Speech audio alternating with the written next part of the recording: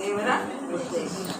ನಾನು ಬೇರೆ ಕಡೆ ಹೋಗಬೇಕಾಗಿತ್ತು, ಆದರೆ ದೇವರು ಇವತ್ತು ನೀನು ಇಲ್ಲಿ ಹೋಗು ಅಂತ ನನಗೆ ಹೇಳಿದ್ದು. ನೀನು ಹೋಗಬೇಕು, ಅನಿಲ್ ಬ್ರದರ್ಗೆ ಹೇಳಬೇಕು.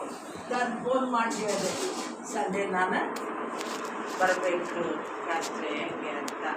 ಅಮ್ಮ ಬರ್ರಿ, ನಾನಾಗಿ ಕೇಳಿ ಬಂದಿದ್ದೀನಿ, ಅವ್ರು ನಾನು ಇನ್ವೈಟ್ ಮಾಡಿಲ್ಲ. ಯಾಕಂದರೆ ದೇವ್ರನಲ್ಲಿ ತಿಳಿಸಿದ್ದೀನಿ ಹೋಗಲಿ ಅಂತ. ಅದಕ್ಕೆ ನಾನು ಆಯ್ತು ಸ್ವಾಮಿ, ನಾನು ಇದು ಮಾಡ್ತೀನಿ ಅಂತ ಹೇಳಿ ಬಂದಿದ್ದೇವೆ. ಸ್ತೋತ್ರ. ಜನರಿಗೆ ಇರಲಿ ಇರಬೇಕು, ಬಾಕಿ ಯಾರು ಬೇಕು ಅವರಿವತ್ತು ಬಂದುಕೊಡ್ಬೇಕು ಅನ್ನೋದು ದೇವರ ಪ್ರಾರ್ಥನೆ ಮಾಡ್ತಾರೆ. ಧನ ಸಹಾಯ, ಸಾಮಗ್ರಿಗಳ ಸಹಾಯ, ವಿಶೇಷವಾಗಿ ಪ್ರಾರ್ಥನಾ ಸಹಾಯವನ್ನು, ನನ್ನ ಸಹಾಯವನ್ನು ನೀವು ಒದಗಿಸಿಕೊಟ್ಟು ಕಾಪಾಡಿ.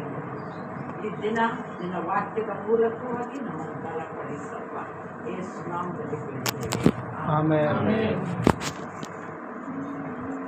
ಈಗ ನಾವು ಓದಿದ್ವಲ್ಲ 14ನೇ ಅಧ್ಯಾಯ ಮಾರ್ಕನ ಸುವಾರ್ತೆ 14ರಲ್ಲಿ ನೋಡಿ 1ರಿಂದ 5 ಅಂದರೆ ಅದು ಯೋಹಾನನ ಸುವಾರ್ತೆಯಲ್ಲಿ ಸಹ ಬರೆಯಲ್ಪಟ್ಟಿದೆ, ಮತ್ತಾಯನ ಸುವಾರ್ತೆಯಲ್ಲಿ ಸಹ ಬರೆಯಲ್ಪಟ್ಟಿದೆ. ಪಸ್ಕ ಎಂಬುದಾಗಿ ನೋಡುವುದಾದರೆ ಅದು ಬಿಡುಗಡೆಯ ಸೂಚನೆ. ಪಸ್ಕ ಏನು? ಬಿಡುಗಡೆಯ ಸೂಚನೆ. ಯಾವಾಗ ಇಸ್ರಾಯೇಲ್ಯರಿಗೆ ಐಗುಪ್ತ ದೇಶದಿಂದ ಬಿಡುಗಡೆ ಉಂಟಾಯಿತು, ಅವ್ರು ಏನು ಮಾಡಿದ್ರಂತೆ? ಪಸ್ಕ ಹಬ್ಬವನ್ನು ಮಾಡಿದ್ರು. ಮತ್ತು ರಾತ್ರಿ ಎಲ್ಲ ಅವರು ಜಾಗರಣೆ ಮಾಡ್ತಾರೆ. ವಿಮೋಚನ ಕಾಂಡ 12ನೇ ಅಧ್ಯಾಯ 47ನೇ ವಚನದಲ್ಲಿದೆ, ನಾವು ಓದ್ರಿ. ವಿಮೋಚನ ಕಾಂಡ, Exodus 12th chapter 47th verse. ವಿಮೋಚನ ಕಾಂಡ 12:47ರಲ್ಲಿ ಇಸ್ರಾಯೇಲ್ಯರು ಈ ಹಬ್ಬವನ್ನು ಆಚರಿಸಬೇಕು. ಯಾವ ಹಬ್ಬ? ಪಸ್ಕ ಹಬ್ಬವನ್ನ. ನಿಮ್ಮ ಬಳಿಯಲ್ಲಿ ವಾಸವಾಗಿರುವ ಪರದೇಶದವನು ಯೆಹೋವನಿಗೆ ಈ ಪಸ್ಕ ಹಬ್ಬವನ್ನು ಆಚರಿಸಬೇಕೆಂದು ಅಪೇಕ್ಷಿಸಿದರೆ ಅವನು ಅವನಿಗೆ ಸೇರಿರುವ ಗಂಡಸರೆಲ್ಲರೂ ಸುನ್ನತಿ ಮಾಡಿಸಿಕೊಳ್ಳಬೇಕು. ಮೊದಲನೇದೇನಾಗಬೇಕು? ಸುನ್ನತಿಯನ್ನ ಮಾಡಿಸಿಕೊಂಡು ತಮ್ಮನ್ನ ಪ್ರತಿಷ್ಠಿಸಿಕೊಳ್ಬೇಕು, ದೇವ ಜನರು ಎಂಬುದಾಗಿ. ಸುಮ್ಮನೆ ಮಾಡುವಂತಿಲ್ಲ, ಅವರೇನಾಗಿರ್ಬೇಕು? ಪ್ರತಿಷ್ಠಿಸಿಕೊಂಡವರಾಗಿರಬೇಕು. ದೇವ ಜನರ ಪವಿತ್ರತೆ ಗುಂಪಿಗೆ ಅವರು ಸೇರಿದವರಾಗಿರಬೇಕು, ಅನ್ಯರಾಗಿರಬಾರದು, ದೇವರ ಮಕ್ಕಳಾಗಿರಬೇಕು. ಇನ್ನೇನು? ತರುವಾಯ ಅವನ ಹತ್ತಿರ ಬಂದು ಈ ಹಬ್ಬವನ್ನು ಆಚರಿಸಬಹುದು. ಇಲ್ಲದಿದ್ದರೆ ಇಲ್ಲ. ಅವನು ಆಗ ಬಂದು, ಯಾವಾಗ ಅವನು ಆ ಸುನ್ನತಿಯನ್ನ ಹೊರತಾನೋ ಮತ್ತು ಇದು ದೇವರ ಬಿಡುಗಡೆ ಹಬ್ಬ ಎಂಬುದಾಗಿ ಒಪ್ತಾನೋ, ಆಗ ಅವನು ಹತ್ತಿರ ಬಂದು ಇದನ್ನ ಏನ್ ಮಾಡಬೇಕು? ಹೇಗೆ ಆಚರಿಸ್ಬೇಕಂತೆ ನೋಡಮ್ಮ, ಓದಿ ಮುಂದೆ. ಅಂತವನು ಸ್ವದೇಶದವನಂತೆಯೇ ಇರುವನು, ಸುನ್ನತಿ ಮಾಡಿಸಿಕೊಳ್ಳದವನು ಆ ಭೋಜನವನ್ನು ಮಾಡಲೇ ಕೂಡದು. ಈಗ 46ನೇ ವಚನ ಒಂದೇ ಮನೆಯಲ್ಲಿ ಅದನ್ನು ಊಟ ಮಾಡಬೇಕು. ಅದರಲ್ಲಿ ಸ್ವಲ್ಪವನ್ನಾದರೂ ಮನೆಯಿಂದ ಹೊರಗೆ ತೆಗೆದುಕೊಂಡು ಹೋಗಲಾರದು. ನಿಯಮಗಳನ್ನ ದೇವರಲ್ಲಿ ಹಾಕ್ತಾ ಇದ್ದಾರೆ. ಯಾಕಂತ ಹೇಳಿದ್ರೆ ಅದು ಶುದ್ಧವಾಗಿಯೂ ಬಿಡುಗಡೆ ಸಂಕೇತವಾಗಿಯೂ ದೇವ ಜನರಿಗೆ ಮಾತ್ರ ಮೀಸಲಾಗಿದ್ದರಿಂದ ಅದೇನಾಗಬಾರ್ದು. ಮತ್ತೆ ಹೊರಗೆ ಹೋದ್ರೆ ಏನಾಗ್ತದೆ?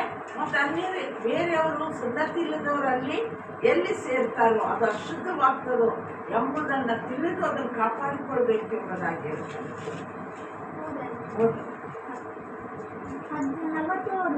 ಅಲ್ಲ 47 ಕೊನೆ ಹೋಗಿ ಇಸ್ರಾಯೇಲ್ರ ಅಧ್ಯಾಯ ಓದು. ಇಸ್ರಾಯೇಲರು ಈ ಹಬ್ಬವನ್ನು ಹಾ ಆಚರಿಸಬೇಕು.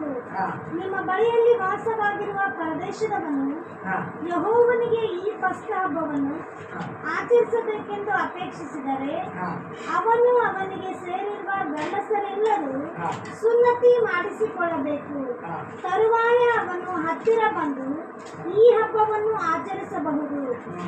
ಅಂಥವನು ಸ್ವದೇಶದವನಂತೆಯೇ ಇರುವನು. ಆದರೆ ಸುನ್ನತಿ ಮಾಡಿಸಿಕೊಳ್ಳದವನು ಆ ಭೋಜನವನ್ನು ಮಾಡಲೇ ಕೂಡದು. ಸ್ವದೇಶದವನಿಗೂ ನಿಮ್ಮಲ್ಲಿ ವಾಸವಾಗಿರುವ ಪರದೇಶದವನಿಗೂ ಒಂದೇ ವಿಧಿಯಾಗಿರಬೇಕು ಅಂದನು. ಯೆಹೋವನು ಮೋಶೆ ಆರೋನರಿಗೆ ಆಜ್ಞಾಪಿಸಿದ ಮೇರೆಗೆ ಇಸ್ರಾಯೇಲರು ಮಾಡಿದರು. ಇಸ್ರಾಯೇಲರು ಮಾಡಿದರು. ಅದು ಎಲ್ಲಿವರೆಗೆ ಮಾಡ್ತಾ ಇದ್ದಾರೆ ಅವರು? ಯೇಸು ಸ್ವಾಮಿ ಕೊನೆಯ ರಾತ್ರಿ ಭೋಜನವನ್ನ ಮಾಡುವವರೆಗೆ ಅದೇನಾಗ್ತಾ ಇದೆ? ಪಾಲನೆ ಆಗ್ತಾ ಇದೆ. ತರಪಾಲಿಸಿಕೊಂಡು ಬರ್ತಾ ಇದ್ದಾರೆ. ಯಾವಾಗ ಬಿಡುಗಡೆ ನಾಯಕನಾಗಿ ಪಸ್ಕದ ಕುರಿಯಾಗಿ ಕ್ರಿಸ್ತನು ಸಮರ್ಪಣೆ ಮಾಡುವುದಕ್ಕೆ ನನ್ನನ್ನು ಒಪ್ಪಿಸಿಕೊಡ್ತಾ ಇದ್ದಾನೋ ಆ ಮನುಷ್ಯನಿಗೆ ಹೇಳ್ತಾ ಇದ್ದಾನೆ, ಇದು ನನ್ನ ರಕ್ತ, ಇದು ನನ್ನ ಮಾಂಸ ಎಂಬುದಾಗಿ ಹೇಳುವಾಗ ಅವರು ಅದನ್ನು ಯಾವ ರೀತಿ ತಗೊಂಡಿರಬಹುದು? ಅದನ್ನು ಯಾವ ರೀತಿ ಕುರಿ ಹೋಗುವಲ್ಲಿ ಭೋಜನ ಇದೆ, ಎಲ್ಲ ಇದೆ. ಮೇಲಂತಸ್ತಿನ ಮೇಲೆ ಏನು ಮಾಡಿದ್ದಾರೆ? ವ್ಯವಸ್ಥೆಯನ್ನ ಮಾಡಿದ್ದಾರೆ. ಅಲ್ಲಿ ಕುರಿ ಇಲ್ಲ. ಕುರಿತ ಇಲ್ಲ. ಏನಿದೆ? ದ್ರಾಕ್ಷಾರಸ ಇದೆ, ರೊಟ್ಟಿ ಇದೆ. ಹೊಸದನ್ನ ದೇವರು ತರುವವರೆಗೆ ದೇವ ಜನರಲ್ಲಿ ಇದು ನಡೆದುಕೊಂಡಿದೆ. 42ನೇ ವಚನ 12:42. ಯೆಹೋವನು ಆ ರಾತ್ರಿಯಲ್ಲಿಯೇ ಅವರನ್ನು ಐಗುಪ್ತದಿಂದ ಐಗುಪ್ತದಿಂದ ಹೊರಗೆ ಬರಮಾಡಿದ್ದರಿಂದ ಅವರು ಈ ರಾತ್ರಿಯಲ್ಲಿ ಆತನ ಗಣಕ್ಕಾಗಿ ಜಾಗರಣೆ ಮಾಡಬೇಕು. ನೋಡ್ರಿ, ಆತನ ಗಣಕ್ಕಾಗಿ ಏನ್ ಮಾಡ್ಬೇಕಂತ? ಜಾಗರಣೆ ಮಾಡಬೇಕು. ಕರ್ತನ ಪವಿತ್ರ ಭೋಜನ, ರಾತ್ರಿ ಭೋಜನ ಎಂಬುದಾಗಿದೆ. ಇದಕ್ಕೆ ಇದನ್ನು ನಾನು ಸ್ವಲ್ಪ ನಿಮಗೆ ಇದನ್ನು ಮಾಡಿ ಹೇಳ್ತಾ ಇದ್ದೀನಿ. ರಾತ್ರಿ ಎಲ್ಲ ಅವ್ರು ಏನ್ ಮಾಡ್ತಾ ಇದ್ರಂತೆ? ಜಾಗರಣೆಯನ್ನ ಮಾಡ್ತಾ ಇದ್ರು. ಮತ್ತು ಅದಕ್ಕೋಸ್ಕರ ತಮ್ಮನ್ನು ಸಿದ್ಧಪಡಿಸಿಕೊಳ್ತಾ ಇದ್ರು, ದೇವರನ್ನ ಕೊಂಡಾಡ್ತಾ ಇದ್ರು. ಹಾಗಾದ್ರೆ ಯೇಸು ಸ್ವಾಮಿ ಆತನ ಶಿಷ್ಯರು ರಾತ್ರಿ ಎಲ್ಲ ತಮ್ಮನ್ನು ಏನ್ ಮಾಡಿಕೊಂಡಿದ್ದಾರೆ? ಅಲ್ಲಿ ಸಿದ್ಧ ಮಾಡಿಕೊಂಡಿದ್ದಾರೆ. ಕರ್ತನಿಗೋಸ್ಕರ ಸಮರ್ಪಣೆ ಮಾಡಿಕೊಂಡಿದ್ದಾರೆ. ಹಾಗಾದ್ರೆ ಈ ಕ್ರಿಸ್ತನು ಪಸ್ಕದ ಕುರಿಯಾದ ಆತನು. ಇಗೋ ದೇವರು ಯಜ್ಞಕ್ಕೆ ನೇಮಿಸಿದ ಕುರಿ. ಯಾರು ಹೇಳ್ತಾರೆ? ಯೋಹಾನ. ಎಲ್ಲಿ? 1:29 ನೋಡಿ.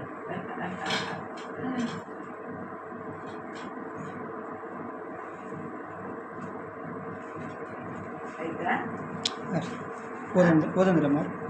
ಮರುದಿನ ಯೋಹಾನನು ತನ್ನ ಕಡೆಗೆ ಬರುವ ಯೇಸುವನ್ನು ನೋಡಿ, ಅಗೋ ಯಜ್ಞಕ್ಕೆ ದೇವರು ನೇಮಿಸಿದ ಕುರಿ, ಲೋಕದ ಪಾಪವನ್ನು ನಿವಾರಣೆ ಮಾಡುವವನು, ನನ್ನ ಹಿಂದೆ ಬರುವವನು ನನಗಿಂತ ಮೊದಲೇ ಇದ್ದಿದ್ದರಿಂದ ನನಗೆ ಮುಂದಿನವನಾದನು. ಇದನ್ನು ಯಾರು ಹೇಳ್ತಾ ಇದ್ದಾರೆ? ಯೋಹಾನ. ದೇವರು ನೇಮಿಸಿದ ಯಜ್ಞದ ಲೋಕದ ಪಾಪವನ್ನು ಕೊಡುವುದಕ್ಕಾಗಿ ಬಂದಾತನು. ಈ ಪಸ್ಕದ ಕುರಿ ಪಾಪ ನಿವಾರಣೆಗೋಸ್ಕರವಾಗಿ ಸಮರ್ಪಣೆ ಆಗಬೇಕಾದಂಥ ಕುರಿ. ಸುನ್ನತಿ ಇಲ್ಲದವರು ಏನು ಮಾಡಬಾರ್ದಿತ್ತು? ಅದನ್ನು ಸೇವನೆ ಮಾಡಬಾರ್ದಾಗಿತ್ತು. ದೇವರ ಹಿಂದಿಗೆ ಸೇರಿದಂಥವರನ್ನು ಸೇರಿ ಈಗಲೂ ಸಹ ಕರ್ತನ ಪವಿತ್ರ ಭೋಜನವನ್ನ, ದೀಕ್ಷಾ ಸ್ನಾನವನ್ನು ಹೊಂದಿದವರು ಮಾತ್ರ ಅದರಲ್ಲಿ ಏನು ಮಾಡ್ತಾರೆ? ಅರ್ಥ ಆಯ್ತಾ? ಇವರು ಮಾತ್ರ ಬರ್ತಾರೆ, ಬೇರೆಯವರು ಇದರಲ್ಲಿ ಭಾಗವನ್ನ ತೆಗೆದುಕೊಳ್ಳುವುದಿಲ್ಲ. ಮತ್ತು ಇನ್ನೂ ಒಂದು ಸಿದ್ಧತೆ ಇದ್ದಂಥವರು. ಹಾಗಾದ್ರೆ ನಾವು ಇದರಲ್ಲಿ ಪಾಲು ತೆಗೆಯಬೇಕಾದ್ರೆ ನಾವು ಅನ್ಯರಲ್ಲ. ನಾವು ಯಾರಲ್ಲ? ಅನ್ಯರಲ್ಲ. ದೇವರಿಗಾಗಿ ಪ್ರತಿಷ್ಠಿಸಿದವರು, ಮತ್ತು ಆತನಲ್ಲಿ ನಡೆಯುವುದಕ್ಕೆ ತೀರ್ಮಾನಿಸಿಕೊಂಡಂಥವು ಮತ್ತು ನಮ್ಮನ್ನ ನಾವು ಪೂರ್ಣವಾಗಿ ಸಿದ್ಧ ಮಾಡಿಕೊಂಡಂಥವು. ಪೂರ್ಣವಾಗಿ ಇದಕ್ಕೆ ಸಿದ್ಧ ಮಾಡಿಕೊಂಡ. ಹಾಗಾದ್ರೆ ಆಯ್ದುಕೊಳ್ಳಲ್ಪಟ್ಟ ದೇವ ಜನರು ಅದಕ್ಕೋಸ್ಕರವಾಗಿ ಇಂಥ ಒಂದು ಸಂದರ್ಭದಲ್ಲಿ ಸಿಮಿಯೋನ್ ಏನ್ ಮಾಡ್ತಾನೆ, ಯೇಸು ಸ್ವಾಮಿನ ಊಟಕ್ಕೆ ಕರೀತಾನೆ. ಊಟಕ್ಕೆ ಕರೆದಾಗ ಆ ಪಸ್ಕ ಹಬ್ಬದ ಸಮಯದಲ್ಲಿ ಅಲ್ಲಿ ನೋಡ್ತೀವಿ ನಾವು, ಆ ಸಮಯದಲ್ಲಿ ಆತ ಊಟಕ್ಕೆ ಕರೆದಾಗ ಯೇಸು ಸ್ವಾಮಿ ಅಲ್ಲಿಗೆ ಹೋಗ್ತಾ ಇದ್ದಾರೆ. ಅಲ್ಲಿ ಯಾರು ಬಂದ್ರಂತೆ? ಒಬ್ಬ ಸ್ತ್ರೀ ಅಂತ ಇರ್ಲಿ. ಲೂಕನು ಬರೆದ ಸುವಾರ್ತೆ 10ನೇ ಅಧ್ಯಾಯ 38ನೇ ವಚನ.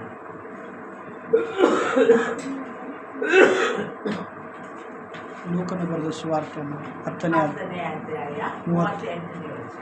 ಅವರು ಸಂಚಾರ ಮಾಡುತ್ತಿರುವಾಗ ಆತನು ಒಂದಾನೊಂದು ಹಳ್ಳಿಗೆ ಬಂದನು. ಅಲ್ಲಿ ಮಾರ್ತಳೆಂಬ ಒಬ್ಬ ಸ್ತ್ರೀಯು ಆತನನ್ನು ತನ್ನ ಮನೆಯಲ್ಲಿ ಇಳಿಸಿಕೊಂಡಳು. ಆಕೆಗೆ ಮರಿಯಳೆಂಬ ಒಬ್ಬ ತಂಗಿ ಇದ್ದಳು. ಆಕೆಯು ಸ್ವಾಮಿಯ ಪಾದಗಳ ಬಳಿಯಲ್ಲಿ ಕೂತುಕೊಂಡು ಆತನ ವಾಕ್ಯವನ್ನು ಕೇಳುತ್ತಿದ್ದಳು.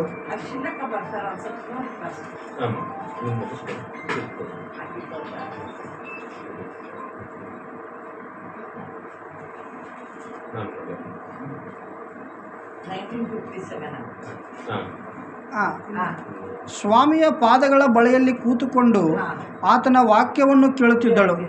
ಆದರೆ ಏನ್ ಮಾಡಿದ್ಲಂತೆ? ವಾಕ್ಯವನ್ನ ಕೇಳ್ತಾ ಇದ್ರು ಮತ್ತು ಆಕೆ ಯೇಸುವನ್ನ ಅಂಗೀಕರಿಸಿ ಮತ್ತು ದೇವರ ಆಕೆ ವಿಷಯದಲ್ಲಿ ಏನ್ ಹೇಳ್ತಾರೆ?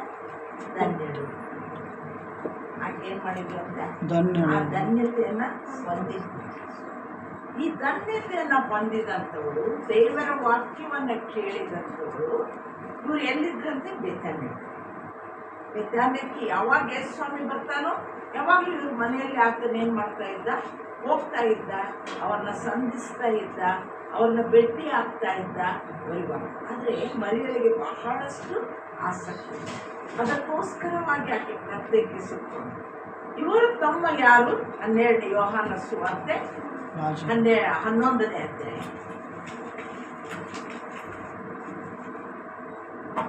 ಯೋಹಾನ ಸುವಾರ್ತೆ 11ನೇ ಅಧ್ಯಾಯ 1ನೇ ವಚನ. ಬೇತಾನ್ಯದ ಲಾಜರನೆಂಬವನೊಬ್ಬನು ಅಸ್ವಸ್ಥನಾಗಿದ್ದನು. ಅದು ಮಾರ್ತಳು ಮರಿಯಳು ಎಂಬ ಅಕ್ಕ ತಂಗಿಯರು ಇದ್ದ ಊರು. ಇವರು ಎಲ್ಲಂತೆ? ಅಲ್ಲಿ ಊರು ಕೊಟ್ಟಿಲ್ಲ.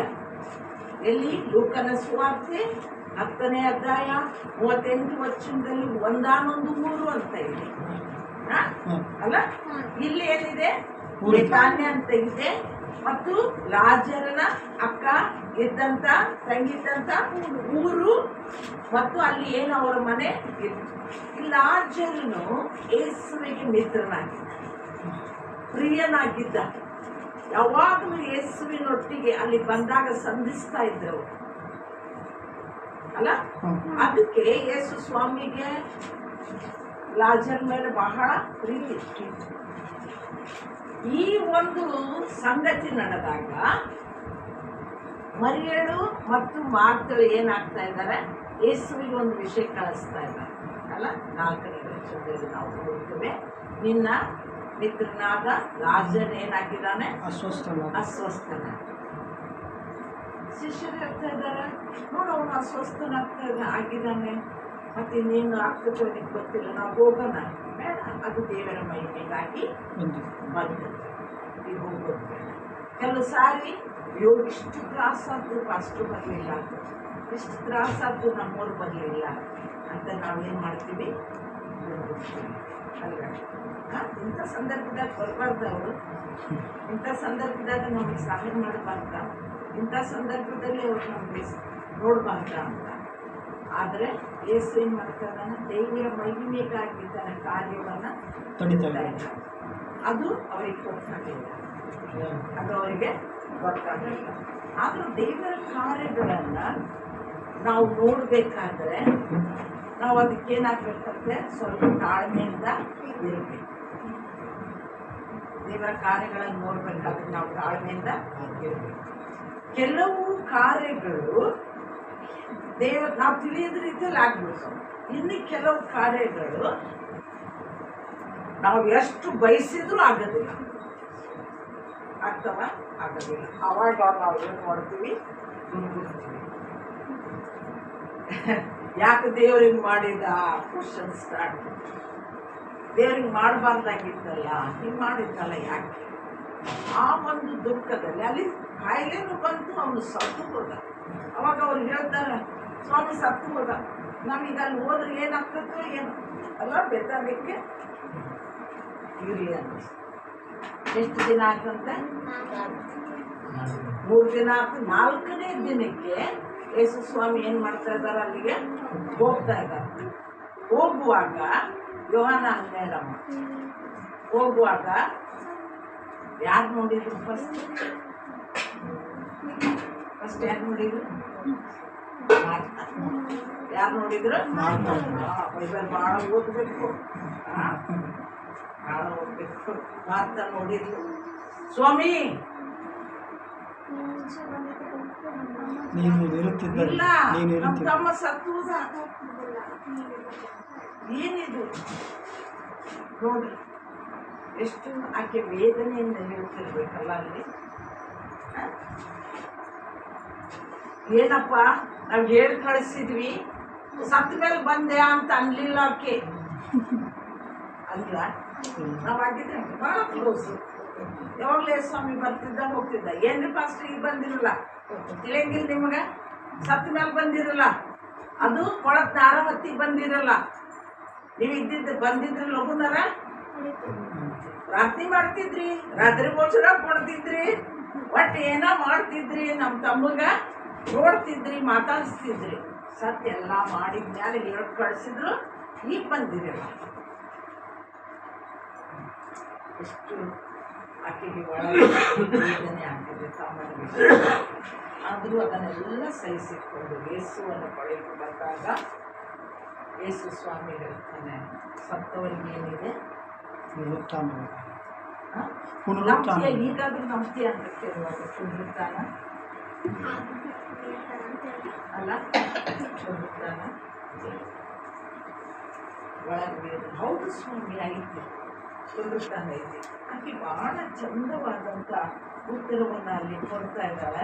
ಯೋಹಾನ ಸುವಾರ್ತೆ 12ನೇ ಅಧ್ಯಾಯ 24ನೇ ವಚನದಿಂದ. ಮಾತಳು ಸತ್ತವರಿಗೆ ಕಡೆ ದಿನದಲ್ಲಿ ಪುನರುತ್ಥಾನವಾಗುವಾಗ ಅವನು ಎದ್ದು ಬರುವನೆಂದು ನಾನು ಬಲ್ಲೆನು ಅಂದಳು. 11:24. ಮಾತಳು ಸತ್ತವರಿಗೆ ಕಡೆ ದಿನದಲ್ಲಿ ಪುನರುತ್ಥಾನವಾಗುವಾಗ ಅವನು ಎದ್ದು ಬರುವನೆಂದು ನಾನು ಬಲ್ಲೆನು ಅಂದಳು. ಯೇಸು ಆಕೆಗೆ, ನಾನೇ ಪುನರುತ್ಥಾನವೂ ಜೀವವೂ ಆಗಿದ್ದೇನೆ. ನನ್ನನ್ನು ನಂಬುವವನು ಸತ್ತರೂ ಬದುಕುವನು, ಮತ್ತು ಬದುಕುತ್ತಾ ನನ್ನನ್ನು ನಂಬುವವನು ಪ್ರತಿಯೊಬ್ಬನು ಎಂದಿಗೂ ಸಾಯುವುದಿಲ್ಲ. ಇದನ್ನು ನೀನು ನಂಬುತ್ತೀಯಾ ಎಂದು ಹೇಳಿದನು. ಆಕೆ, ಹೌದು ಸ್ವಾಮಿ, ಲೋಕಕ್ಕೆ ಬರಬೇಕಾದ ದೇವಕುಮಾರನಾದ ಕ್ರಿಸ್ತನು ನೀನೇ ಎಂದು ನಂಬಿದ್ದೇನೆ ಅಂದಳು. ಒಂದು ಸಾಕ್ಷಿ, ಬಹಳಷ್ಟು ದೊಡ್ಡ ಸಾಕ್ಷಿ. ನಾವು ದೊಡ್ಡ ಸಾಕ್ಷಿ ಕೊಡ್ತೀವಿ. ಕೆಲವು ಸಾರಿ ಯಾರು ಬರ್ತಾರೆ ಪ್ರೀಚರ್? ಕೆಲವು ಸಾರಿ ಕೇಳ್ತೀವಲ್ಲ ಸಡನ್ ಆಗಿ, ಯಾಕೆ ಪ್ರೀಚರ್ ಬರ್ತಾರೆ? ಯಾಕೆ ಕಲ್ಸಾಕತ್ತೀರಿ? ಊಟಗಳು ನಡಿಬೇಕಾದ್ರೆ ಇವರು ಬರ್ತಾರೆ. ಕೆಲವು ಸಾರಿ ನಾವು ಆದರೆ ಇಲ್ಲಿ ಮಾತ್ರ ಒಂದು ಸಾಕ್ಷಿ ಬಹಳಷ್ಟು ದೊಡ್ಡದು. ಈಗ ನಾವು ಏನಂತೀವಿ, ಅವ್ರು ಬರ್ತಾರ, ಹೌದು ಅವರೇ ಬರ್ತಾರ ಅನ್ನೋದು ಏನಿರೋದಿಲ್ಲ. ಅಲ್ಲಿ ನಿಜವಾದಂಥ ಒಂದು ಸ್ಟ್ರಾಂಗ್ ಇರಲ್ಲ. ಅವರು ಕೇಳಿದಾಗ ಅಷ್ಟು ಸ್ಟ್ರಾಂಗ್ ಆಗ್ತಿರ್ತಾರ. ಆಮೇಲೆ ಮಾತಾಡಂಗ ನೀನು ನಂಬುದಾದ್ರೆ ದೇವರ ಮಹಿಮೆಯನ್ನು ಹಂಗಿರ್ತಾರ. ಯಾರೇ ಆಗಿರ್ಲಿ, ಇವತ್ತು ದೇವರ ವಾಕ್ಯ ನಮ್ಮ ಮಟ್ಟಿಗೆ ಮಾತಾಡ್ತತಿ. ನಾವು ಅಲ್ಲಿ ಹೋಗ್ಬೇಕು. Without any question will attend. ನಾವು ಅದನ್ನು ಅಲ್ಲಿ ಸೇರ್ತೀವಿ. ಹೌದಿ? ಯಾರ ಮುಖಾಂತರ ಆಗಲಿ ದೇವರು ಏನೋ ಇವತ್ತು ನನಗೆ ವಾಕ್ಯನ ಮಾತಾಡ್ತಾರೆ, ಅದನ್ನು ನನಗೆ ತಿಳಿಸ್ತಾನೆ ಅನ್ನುವಂಥದ್ದು ಬಹಳ ಪ್ರಾಮುಖ್ಯತೆ. ಯಾಕಂತಂದರೆ ಅವರು ದೇವರಲ್ಲಿ ಬಹಳವಾದ ನಂಬಿಕೆಯಲ್ಲಿರ್ತಾರೆ. ಅವ್ರ ಮನುಷ್ಯರನ್ನ ನೋಡೋದಿಲ್ಲ ಅಲ್ಲಿ. ಅವ್ರು ಯಾರನ್ನ ನೋಡ್ತಾರ? ದೇವರ ವಾಕ್ಯವನ್ನ ನೋಡ್ತಾರೆ ಮತ್ತು ದೇವರು ನನ್ನ ಕೂಡ ಏನು ಮಾತಾಡ್ತಾನೆ ಅನ್ನೋದನ್ನ ನೋಡ್ತಾರೆ. ಅದು ಬಹಳ ಪ್ರಾಮುಖ್ಯ. ಇವತ್ತು ನಾವೇನು ಮಾಡ್ತೀವಿ? ಪ್ರೀಚರ್ಸ್ ನೋಡಿ ಹೋಗ್ತೀವಿ, ಎಷ್ಟು ಜನ ಸೇರ್ತಾರ ಅಂತ ಹೋಗ್ತೀವಿ, ಏನು ಕೂಟ ಆಗ್ತೈತಿ ಅಂತ ಅದ್ಭುತ ಆಗ್ತಾವಂದ್ರೆ ಹೋಗ್ತೀವಿ. ಮಾತಾಡೋದು ಒಂದು ಸಾಕ್ಷಿಯಲ್ಲಿ ದೊಡ್ಡದಾಗಿದ್ದು ಆಕೆ ನಂಬಿಕೆ ಏನಾಗ್ತದೆ? ಪೂರ್ಣ. ನಮ್ಮ ಸಾಕ್ಷಿ ಕೆಲವು ಸಾರಿ ದೊಡ್ಡದಾಗ್ಬೋದು, ನಮ್ಮ ನಂಬಿಕೆ ಪೂರ್ಣ ಕಡಿಮೆ ಆಗಬೇಕಾದ್ರೆ ದೇರ್ ಇಸ್ ನೋ ಯೂಸ್. ಅಲ್ಲಿ ಯಾವುದು ಪ್ರಯೋಜನ ಇಲ್ಲ. ಹೌದಿಲ್ರಿ? ಸಾಕ್ಷಿ ಬಹಳ ದೊಡ್ಡ ಕೊಡ್ತೀವಿ. ದೇವರ ಕಾರ್ಯದಲ್ಲಿ ನಂಬಿಕೆ ನಮಗಿರದೇ ಹೋದರೆ ಮಾತ್ರ ಹಾಗೆ. ಇಲ್ಲಿ ಮರಿಗಳು ಯಾವ ಸಾಕ್ಷಿನೂ ಕೊಡಲಿಲ್ಲ. ಕೊಟ್ಟ ಆಕೆ ಬರೀ ಅಳ್ತಾ ಇದ್ಲು, ವೇದನೆಯಲ್ಲಿದ್ಲು.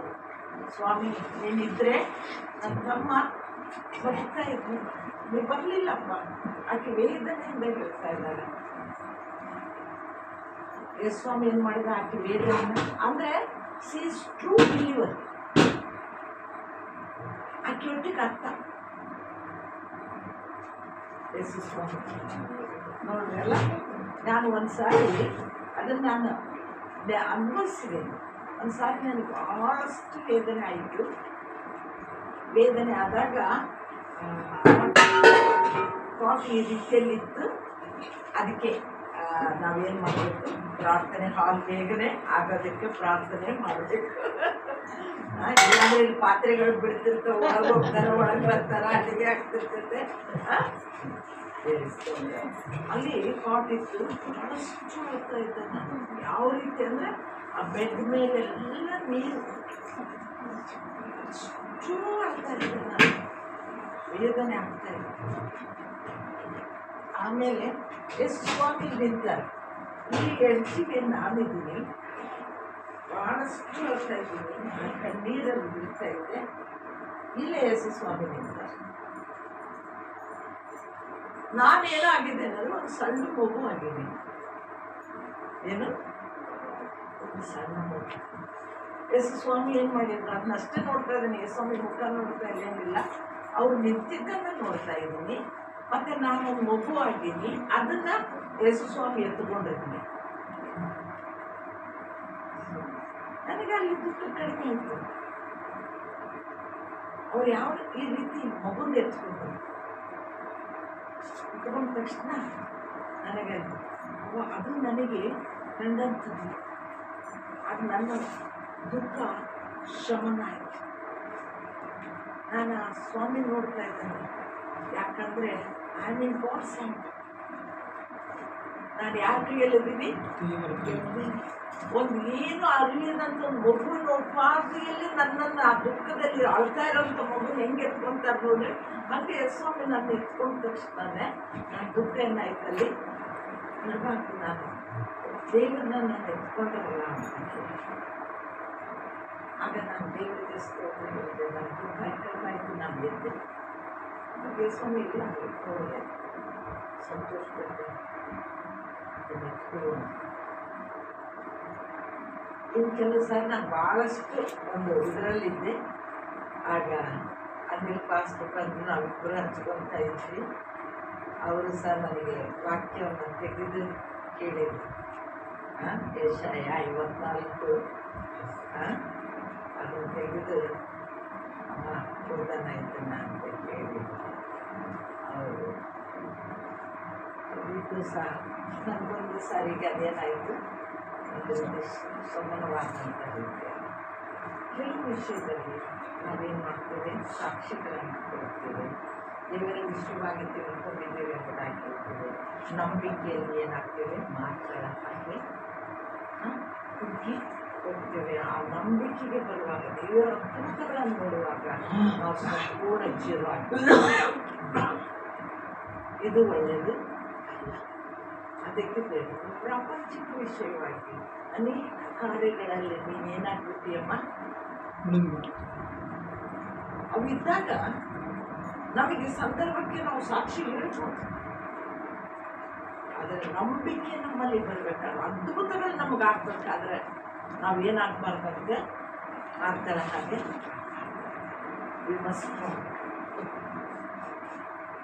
ಯೇಸು ಸ್ವಾಮಿ ನಮ್ಮೊಟ್ಟಿಗೆ ಏನಾಗಿದ್ದಾರೆ, ದುಃಖಿಸುವಂಥ ದೇವರಾಗಿ. ಇಬ್ರಿಯರಿಗೆ ಬರೆದ ಪತ್ರ 5ನೇ ಅಧ್ಯಾಯ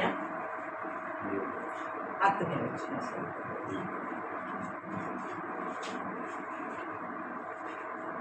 ನನ್ಗೆ ಗೊತ್ತಿಲ್ಲ ಇವತ್ತು ಈ ವಾಕ್ಯ ನಾವು ಇದು ಮಾಡ್ತೀವಿ ಅಂತ ಫಸ್ಕದ್ದಂತ ಹೇಳಿ ನಾವು ಓದುವಾಗ ದೇವರು ಕೊಟ್ಟಂತ ವಾಕ್ಯ ದೇವಸ್ಥಾನ ಇದಲ್ಲದೆ ಆತನು ಸಿದ್ಧಿಗೆ ಬಂದು ದೇವರಿಂದ ಮೆಲ್ಕಿದೇಚಕನ ಸರಹದ ಮಹಾಯಾಜಕನೆನಿಸಿಕೊಂಡವನಾಗಿ ತನಗೆ ವಿಧೇಯರಾಗಿರುವರೆಲ್ಲರಿಗೂ ನಿರಂತರವಾದ ರಕ್ಷಣೆಗೆ ಕಾರಣನಾದನು.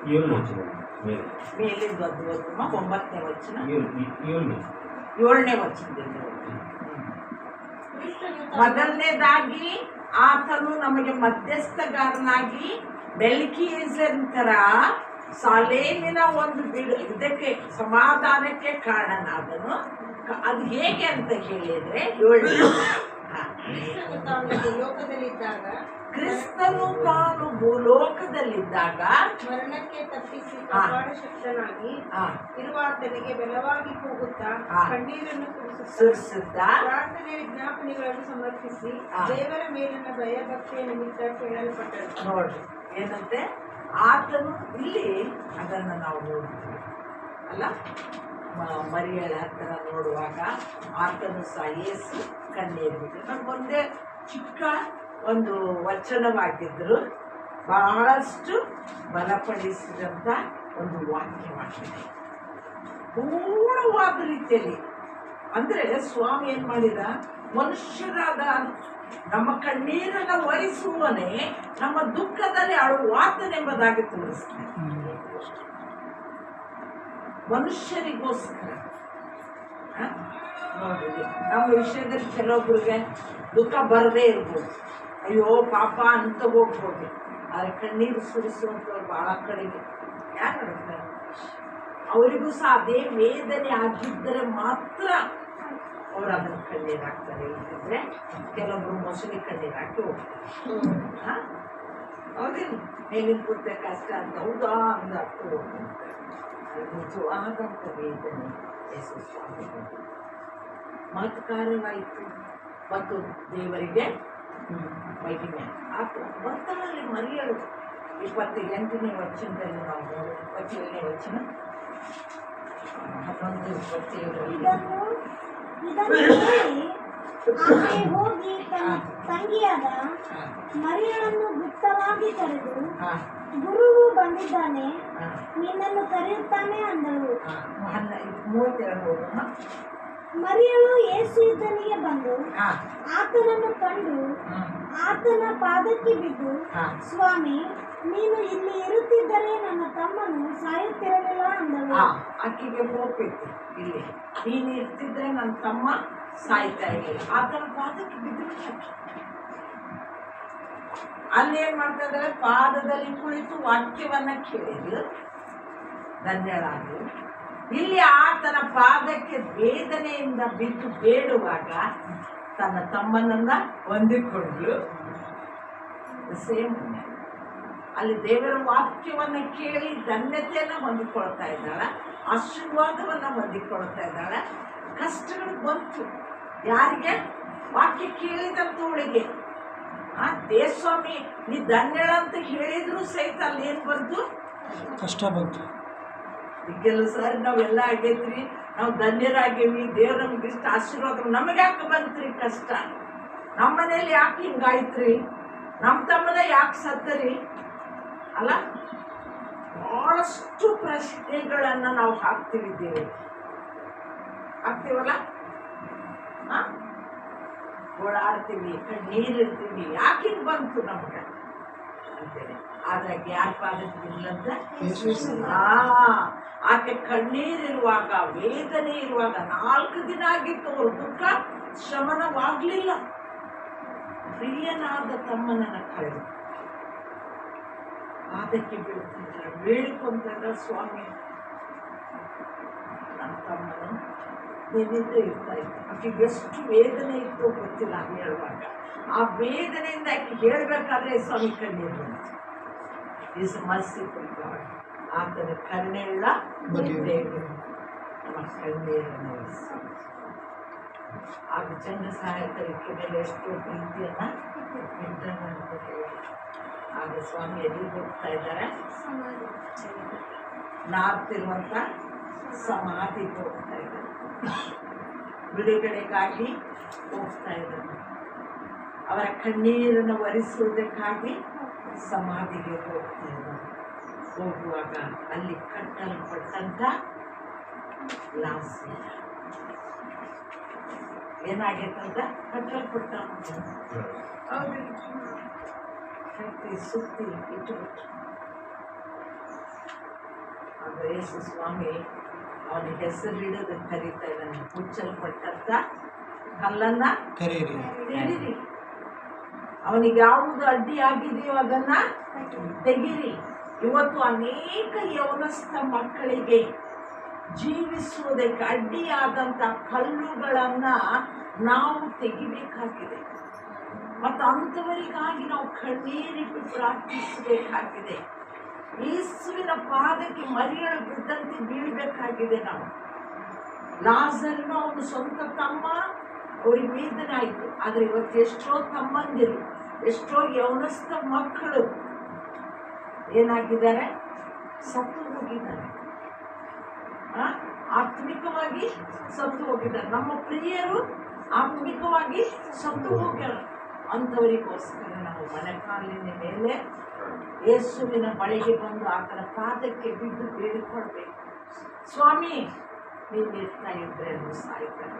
ನೀನು ಅದೇಯಪ್ಪ, ಅವರೀಗ ಸತ್ತಾರ, ನೀನು ಎಬ್ಬಿಸು ಅಂತ ಇದ್ದೀವಿ. ಅವರಿಗೋಸ್ಕರ ನಾವು ಪ್ರಾರ್ಥನೆ ಮಾಡಬೇಕು. ಯೇಸು ಸ್ವಾಮಿ ಏನು ಮಾಡ್ತಾರಂತೆ?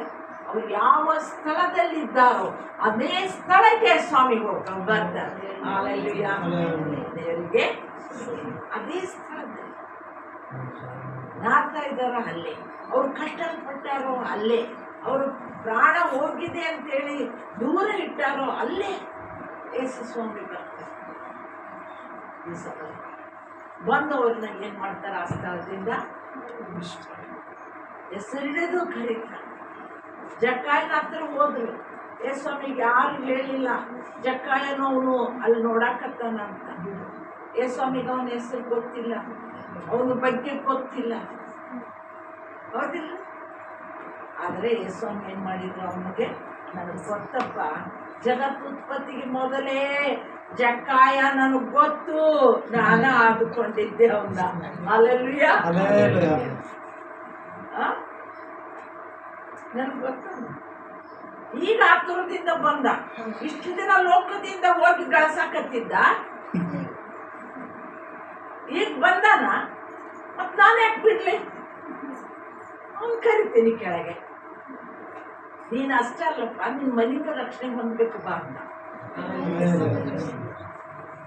ಅಲ್ಲೇನೆ ನೀ ರಕ್ಷಣೆ ಹೊಂದಿದ್ದಿ ನಡಿ ಅಂತ ಹೇಳಿದ್ರೆ ಅವನಷ್ಟ ಮಾಡ್ತಿದ್ದೆ. ಬೇಡ, ನಿನ್ನ ಮನೆಯವರು ಸಹ ಏನಾಗಬೇಕು? ಅದನ್ನ ಹೊಂದ್ಕೊಳ್ಬೇಕು, ಅದ್ಭುತ ನೋಡ್ಬೇಕು. ಅದೇ ರೀತಿ ಸಿಮೋನನ ಮನೆಗೂ ಸಹ ಯೇಸು ಸ್ವಾಮಿ ಹೋದ. ಕುಷ್ಠರೋಗನ, ದೈಹಿಕ ಬಾಧ್ಯನ, ಆದ್ರೆ ನೋಡ್ರಿ ಆ ಗುಣಗುಟ್ಟಿಗೆ ಹೋಗ್ಲಿಲ್ಲ ಅವನು. ಈಗ ಬಂದು ರೊಕ್ಕ ಹಾಳು ಮಾಡಕತ್ತಾರಲ್ಪ ಅಂತಾರ. 300 ಹಣಕ್ಕೆ ಮಾರಿ ಬಡವರಿಗೆ ಕೊಟ್ಟಿದ್ರಿ ಎಷ್ಟೋ ಚಲೋ ಇತ್ತಲ್ಲ. ಬಡವ್ರು ಚಿಂತೆ ಮಾಡೋರು, ಬಡವ್ರನ್ನ ಯಾರು ಕರ್ದಾರಲ್ಲ ಊಟಕ್ಕೆ? ಕರ್ದಾರೇನ್ರಿ? ಮತ್ತೆ ಬಡವ್ರ ಊಟಕ್ಕೆ ಕರೀದನ, ಬಡವ್ರಿಗೋಸ್ಕರ ಚಿಂತೆ ಮಾಡಾಯ್ತ. ಇಂಥ ಅದಾರ ಇವಾಗ. ನಿಜನಾ? ಬಡವ್ರು ಕರೆಯಂಗಿಲ್ಲ, ಚಿಂತೆ ಮಾಡ್ತಾರೆ, ಬಾಯಿ ಹೇಳ್ತಾರೆ. ಅದಕ್ಕೆ ದೊಡ್ಡ ದೊಡ್ಡ ಸಾಕ್ಷಿ ಕೊಡೋರು ನಂಬೇಡ್ರಿ. ನಂಬಕ್ ಹೋಗ್ಬೇಡ. ಅಲ್ಲಿಂಗ್ ಮಾಡಿ ಬಂದೆ, ಇಲ್ಲಿಂಗ್ ಮಾಡಿ ಬಂದೆ, ಅಲ್ಲಿಂಗ್ ಮಾಡಿ ಬಂದೆ, ಅಲ್ಲಿಂದ ಸೇವೆ ಮಾಡುತ್ತೆ, ನಂಬಕ್ ಹೋಗ್ಬೇಡ.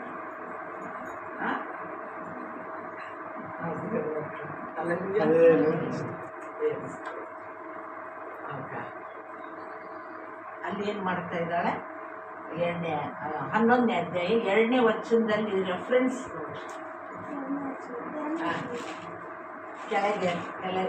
ಈ ಮರಿಯಳು ಯೇಸು ಸ್ವಾಮಿಗೆ ತೈಲವನ್ನು ಹಚ್ಚಿ ಆತನ ಪಾದಗಳನ್ನು ತನ್ನ ತಲೆ ಕೂದಲಿನಿಂದ ಒರೆಸಿದವಳು. ಇದು 11ನೇ ಅಧ್ಯಾಯ ಅಮ್ಮ. ಅಲ್ಲಲ್ಲ, ಕೆಳಗಡೆ ಇದ್ರಾಗ ಕೊಟ್ಟಿರ್ತಾರಲ್ಲ, ಇಲ್ಲಿ ಇದು ಕೊಟ್ಟಾರಲ್ಲ, 7ನೇ ವಚನ ನಂಬರ್ 7 ಕೊಟ್ಟಾರಲ್ಲ, ಅಲ್ಲಿ ಹೋಗಿ ಯೋಹಾನ 12 ಓದಮ್ಮ. ಆಗ ಮರಿಯಳು ಬಹು ಬೆಲೆಯುಳ್ಳ ಯಾರಂತ ಐತಿ? ಮರಿಯಳು, ಮಾರ್ತಳ ಮತ್ತು ಲಾಜರನ ಅಕ್ಕ. ಮಾರ್ತಳ ತಂಗಿ, ಲಾಜರನ ಈಕಿದೆ. 12ನೇ ಅಧ್ಯಾಯದಲ್ಲಿ ಯೋಹಾನ 3ನೇ ವಚನ. ಆಗ ಮರಿಯಳು ಬಹು ಬೆಲೆಯುಳ್ಳ ಅಚ್ಚ ಜಟಮಾಂಸಿ ತೈಲವನ್ನು ಒಂದು ಸೇರಷ್ಟು ತಂದು ಯಾಕೆ ಥ್ಯಾಂಕ್ಸ್ ಆಫರಿಂಗ್ ಇದು ಯೇಸು ಸ್ವಾಮಿಗೆ. ನೀನೇನ್ ಮಾಡಿದಿ? ನಮ್ಮ ದುಃಖವನ್ನ ಶಮನ ಮಾಡಿದಿ. ನಮ್ಮ ವಿಷಯದಲ್ಲಿ ಜನರು ಇವ್ರ ಹತ್ರ ಎಲ್ಲದಂತ ದೇವ್ರ, ಇವ್ರ ಹತ್ರ ಇದ್ರೆ ಹಿಂಗ್ಯಾಕೆ ಆಗ್ತಿತ್ತು, ಅವ್ರ ಮನ್ಯಾಗ ಗೋಳಾಟ ಐತಿ ಅನ್ನುವಂಥದ್ದೆಲ್ಲವನ್ನ ನೀನೇನು ಮಾಡಿದಿ? ನಿವಾರಣೆ ಮಾಡಿ ತಿರುಗಿ ನಮಗೇನು ಮಾಡಿದ್ದಿ? ನೀನು ಸಂತೋಷವನ್ನ ಉಂಟು ಮಾಡಿದ್ದಿ. ಕೃತಜ್ಞತೆಯಿಂದ ಆ ಸುಗಂಧ ತೈಲವನ್ನ ಹೊಂದುವುದಕ್ಕೆ ನೀನೊಬ್ಬನೇ. ಯಾಕಂತ ಹೇಳಿದ್ರೆ, ನಾವು ಹೋಗಿ ದುಃಖಿಸಿಕೊಂಡು ಆ ಸಮಾಧಿಗೆ ಹಚ್ಚುವಂಥದ್ದನ್ನ ನೀನು ಮಾಡಿಲ್ಲ. ಹಚ್ಚಿದ್ರೆ ಅವರು ಹೋಗಿ ಅಲ್ಲಿ ಹಚ್ಚಿ ಬಂದಿದ್ರ ಸುಗಂಧ ತೈಲ, ಅದನ್ನ ನೀನೇನ್ ಮಾಡಿದಿ? ನಿಲ್ಲಿಸಿದ್ದಿ ಸ್ವಾಮಿ. ಈಗ ನೀನೇನಾಗಿದ್ದಿ? ಸುಗಂಧ ತೈಲಕ್ಕೆ ಯೋಗ್ಯನಾಗಿದ್ದಿ. ಮುಂದೆ ನಮಗೋಸ್ಕರವಾಗಿ ನೀನು ಅರ್ಪಣೆ ಆಗ್ಬೇಕಾದ್ರೆ ಪವಿತ್ರಾತ್ಮನ ಮೂಲಕವಾಗಿ ಅದನ್ನಾಗಿ ಹೊಂದಿಕ್ ಮಾಡ್ತಾರೆ. ಆ ಸುಗಂಧ ತೈಲವನ್ನ ಕಾಣಿಕೆಯಾಗಿ ಯೇಸುವಿಗೆ ಸುರಿದು, ಇದು ನನ್ನ ಉತ್ತರ ಕ್ರಿಯೆಯನ್ನ ಸೂಚಿಸುವಂಥದ್ದು. ಸ್ತ್ರೀಯರೆಲ್ಲ ಓಡಿ ಬಂದು ಸುಗಂಧ ತೈಲ ಹಿಡ್ಕೊಂಡ್ರೆ ಅಲ್ಲಿ ಯೇಸು ಸ್ವಾಮಿ ಸಮಾಧಿ ಇಲ್ಲ. ಅದು ಯಹೂದ್ಯರ ಪದ್ಧತಿ. 3ನೇ ದಿನದಲ್ಲಿ ಹೋಗಿ ಸಮಾಧಿಗೆ ಹಾಕುವಂಥದ್ದು ಯಹೂದ್ಯರ ಪದ್ಧತಿ. ಅಲ್ಲಿ ಯಾರಿಲ್ಲ? ಯೇಸು ಇಲ್ಲ. ಇಲ್ಲಿ ಯಾರಿದ್ದಾರೆ? ಯೇಸು. ಆತನ ಇರುವಾಗಲೇ ಆತನ ಕಾರ್ಯಗಳನ್ನ ಹೇಗೆ ಮಾಡಬೇಕು? ಅನೇಕರಿಗೆ ಪರಿಮಳವಾಗಿ ಬೀಸುವಂತೆ ಮಾಡ್ತಾರೆ. ಸುಮ್ಮನೆ ಕದ್ದು ಮುಚ್ಚಿ ಅಲ್ಲ, ಬಹಿರಂಗವಾಗಿ ಥ್ಯಾಂಕ್ಸ್ ಹೇಳ್ರಿ ಆತನಿಗೆ, ಬಹಿರಂಗವಾಗಿ ಆತನ ಕೊಂಡಾಡ್ರಿ, ನಿಮ್ಮನ್ನ ತಗ್ಗಿಸಿ.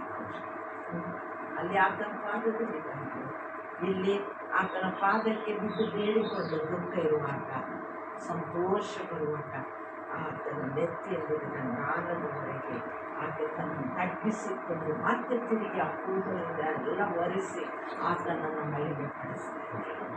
ನಾವು ಇವತ್ತು ಹೊಂದಿಕೊಳ್ತೀವಿ, ದೇವರಿಗೆ ಕೃತಜ್ಞತೆಯನ್ನು ಸಲ್ಲಿಸ್ತೀವಿ.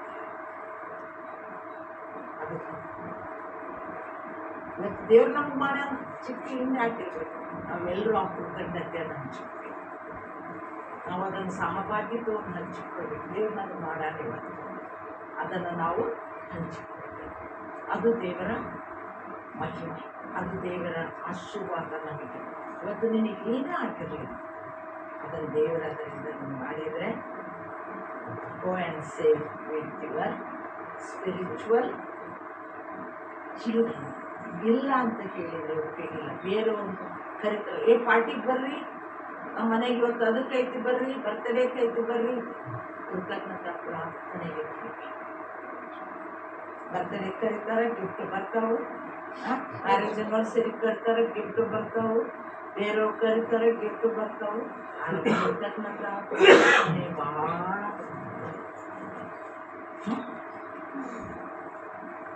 ದೇವರಿಗೆ ಮಹಿಮೆ ಆಗ್ತದೆ. ಅದನ್ನು ನಾವು ಅದನ್ನು ಆಯ್ಕೆ ಮಾಡಿ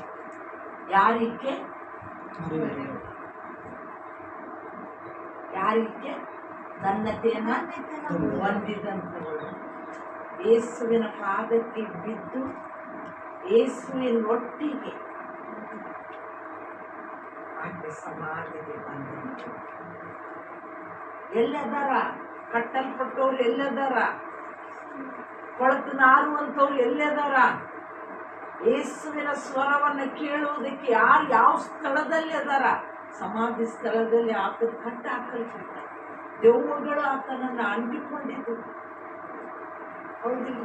ಯೇಸ್ವಾಮಿ ಅಲ್ಲಿ ಹೋಗಿ ಅವ್ರು ಬಿಡುಗಡೆ ಮಾಡಿ ಇವನನ್ನ ಕಟ್ಟಿ ಹಾಕಿದ್ರು. ಕಟ್ಟಿದವ್ರು ನಡೆಯಕ್ಕೆ ಬರ್ತೈತಿ ಅಂದ್ರು. ಅಲ್ಲಿ ಯೇಸ್ವಾಮಿ ಅವತ್ತಿನ ಮಾತು ಕೇಳಿದ್ರು ಕಟ್ಟಿದವನು ಹೊರಗೆ ಬಂದ ಹೆಂಗ ಅನ್ಬೇಕು ನೋಡ್ರಿ. ಅವ್ನು ನಡ್ಕೊಂಡು ಬಂದಿಲ್ಲ. Suddenly the power of god ಅದು ಆತನ ಮಾತಿನ ಶಬ್ದದಲ್ಲಿ ಹೊರಗೆ ಹಿಂಗೆ ಬಂತು. ಎಷ್ಟು ಸಾಧ್ಯತೆ ಇಲ್ಲ ದೇವರಿಗೆ. ಎಂದಲ್ಲೇ ಇರಲಿ ಅವರು ಅವ್ರನ್ನ ತರುವುದಕ್ಕೆ ದೇವರಿಗೆ ಏನೈತಿ ಶಕ್ತಿ ಇದೆ. ಅದು ನಾವು ನಂಬಿಕೆಯಿಂದ ಪ್ರಾರ್ಥನೆ ಮಾಡ್ಬೋದು. ಎಂಥ ಬಂಧನದಲ್ಲೇ ಕಟ್ಟಲ್ಪಟ್ಟಿರಲಿ, ಎಂಥ ಸ್ಥಿತಿಯಲ್ಲೇ ಕಟ್ಟಲ್ಪಟ್ಟಿರಲಿ, ಯೇಸುವಿನ ಪಾದಕ್ಕೆ ಹೋಗಿ ಕಣ್ಣೀರಿಗೆ ಆತನ ಬೇಡುವಾಗ ಯೇಸು ಅವರು ಹೆಸರಿಡಿದು ಕರೀತಾರೆ, ಲಾಜರ್ನೇ ಹೊರಗೆ ಬಾ, ಜಕ್ಕಾಯನೇ ಇಳಿದು ಬಾ. ಹೊಸ ಜೀವ ಯಾರಿಗೆ ಸಿಕ್ತು? ಲಾಜರನಿಗೆ ಹೊಸ ಜೀವ. ಅದರ ಮೂಲಕ ಮನೆಯಲ್ಲಿ ಸಂತೋಷ. ಜಕ್ಕಾಯನಿಗೂ ಹೊಸ ಜೀವ, ಅವನ ಮನೆಯಲ್ಲೆಲ್ಲ ಸಂತೋಷ. ಇವತ್ತು ನಾವು ಪಸ್ಕದ ಕುರಿಯ ಒಂದು ಇದರಲ್ಲಿ ಪಾಲ್ ತೆಗೆಳುವಾಗ ನಾವು ಹೊಸ ಜೀವವನ್ನು ಹೊಂದಿದವರು ಎಂಬುದಾಗಿ ಗುರುತಿಸ್ಬೇಕು. ಅನೇಕರಿಗಾಗಿ ನಾವು ಪ್ರಾರ್ಥಿಸುವರು ಎಂಬುದಾಗಿ ಗುರುತಿಸ್ಬೇಕು. ಅನೇಕರಿಗೋಸ್ಕರ ದೇವರು ಯೇಸುವಿನ ಮುಂದೆ ಕಣ್ಣೀರಿಡುವರು ಎಂಬುದಾಗಿ ಗುರುತಿಸ್ಬೇಕು. ನಂತರ ಅವರು ಬಂದ ಮೇಲೆ ಆತ್ಮಗಳನ್ನು ತಂದ ಮೇಲೆ ನಾವು ಕೃತಜ್ಞತಾ ಪ್ರಾರ್ಥನೆಯಲ್ಲಿ ಕಾಲವನ್ನು ಯೇಸುವಿಗೆ ನಾವೇನಾಗಿರ್ಬೇಕು? ಕೃತಜ್ಞತೆಯನ್ನ ಸಲ್ಲಿಸಬೇಕು. ಆಗ ದೇವರೇನು ಮಾಡ್ತಾನೆ?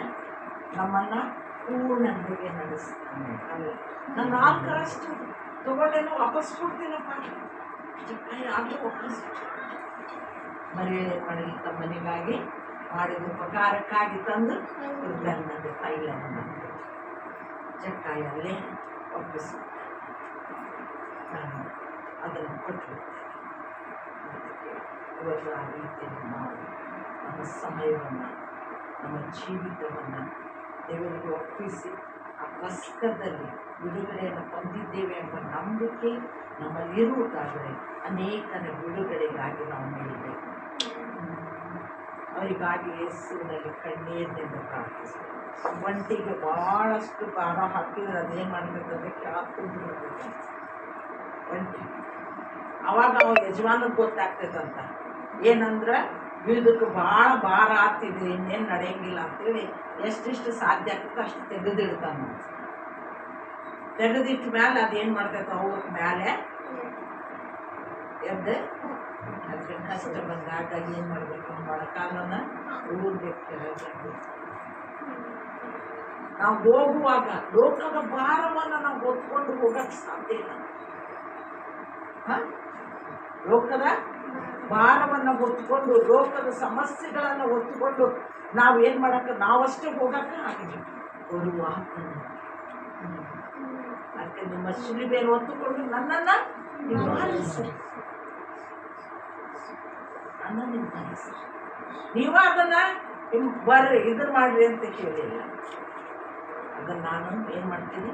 ಕೊಂಡು ಬಿಡುಗಡೆ ಮಾಡ್ತೀನಿ. ನಾನು ಅದಕ್ಕೆ ಶಕ್ತನಿದ್ದೀನಿ.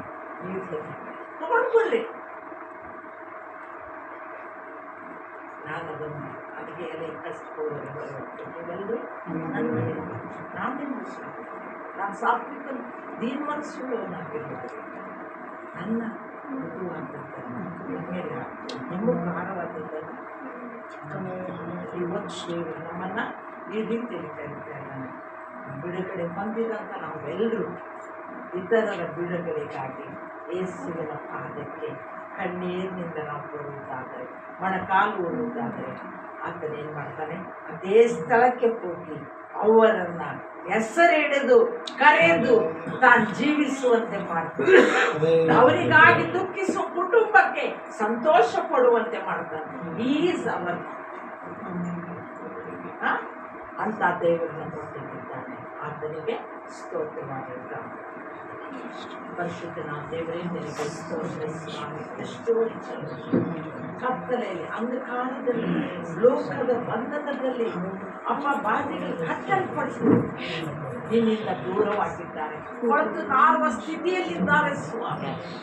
ಆದರೆ ನಿನ್ನ ಜೊತೆಗೆ ನಾವು ಹೋಗುವುದಾದರೆ ಅಪ್ಪ ಅಂಥ ಸ್ಥಳಗಳಲ್ಲಿ ನಮ್ಮ ಮಕ್ಕಳು ಹೊಳೆತು ನಾರದಂತೆ, ಅಂಥ ಗುಹೆಗಳಲ್ಲಿ ನಮ್ಮ ಮಕ್ಕಳು ಇರದಂತೆ ಅಪ್ಪ ದುಃಖದಲ್ಲಿರುವಂಥವರು ಸಂತೋಷಿಸುವಂತೆ ನೀನು ಅವರನ್ನು ಹೊರಗೆ ತಂದು ಅವರನ್ನು ಕರುಣಿಸಿ ದುಃಖದಲ್ಲಿರುವಂಥ ಕುಟುಂಬಕ್ಕೆ ಒಂದು ಹೊಸ ಸಂತೋಷ, ಆತ್ಮಿಕ ಸಂತೋಷ, ಹಬ್ಬವನ್ನು ಆಚರಿಸುವ ಸಂತೋಷ, ಕೃತಜ್ಞತೆಯನ್ನು ಸಲ್ಲಿಸುವ ಸಂತೋಷವನ್ನು ಉಂಟು ಮಾಡುವ ದೇವರಾಗಿದ್ದೆ. ಅದಕ್ಕಾಗಿ ಸ್ತೋತ್ರ. ಇವತ್ತು ಅದನ್ನು ವಾಗ್ದಾನ ಮಾಡಿದ್ದೆ. ಅದಕ್ಕಾಗಿ ಸ್ತೋತ್ರಪ್ಪ. ಯೇಸುವಿನ ನಾಮದಲ್ಲಿ ನಂಬಿಕೆ ಇಟ್ಟು ಉತ್ತಾನವಾದಂಥ ದೇವರು ತಿರುಗಿ ಬರುವಾಗ ಎಲ್ಲರೂ ನಾವು ಸಂತೋಷದಿಂದ ನಿನ್ನನ್ನು ಎದುರುಗೊಳ್ಳುವಂತೆ ಕೃಪೆ ಮಾಡಪ್ಪ. ನಿನ್ನ ಪವಿತ್ರ ನಾಮಕ್ಕೆ ಸ್ತೋತ್ರ. ಈ ಮನೆಗಾಗಿ ಸ್ತೋತ್ರಪ್ಪ. ಇಲ್ಲಿ ನಡೆಯುವ ಆರಾಧನೆಗಾಗಿ ಸ್ತೋತ್ರ. ನಿನ್ನ ಸೇವಕನಿಗಾಗಿ ಸ್ತೋತ್ರ. ಬಲ್ಲಂತೆ ಎಲ್ಲ ನಿನ್ನ ಆತ್ಮೀಯ ಮಕ್ಕಳಿಗಾಗಿ ಸ್ತೋತ್ರಪ್ಪ. ಮುಂದೆ ಕಟ್ತಿರುವಂಥ ಆಲಯಕ್ಕಾಗಿ ನಿನಗೆ ಕೋಟಿ ಕೋಟಿ ಸ್ತೋತ್ರ ಸ್ತೋತ್ರ ಸ್ತೋತ್ರಪ್ಪ. ಅದಕ್ಕೆ ಬೇಕಾದೆಲ್ಲವನ್ನು ಒದಗಿಸುವ ದೇವರು ನಮ್ಮೊಟ್ಟಿಗಿದ್ದೇ. ಅದಕ್ಕಾಗಿ ನಿನಗೆ ಸ್ತೋತ್ರ. ಯೇಸುವಿನ ನಾಮದಲ್ಲಿ ಬೇಡಿ ಹೊಂದಿದ್ದೇವೆ ತಂದೆ.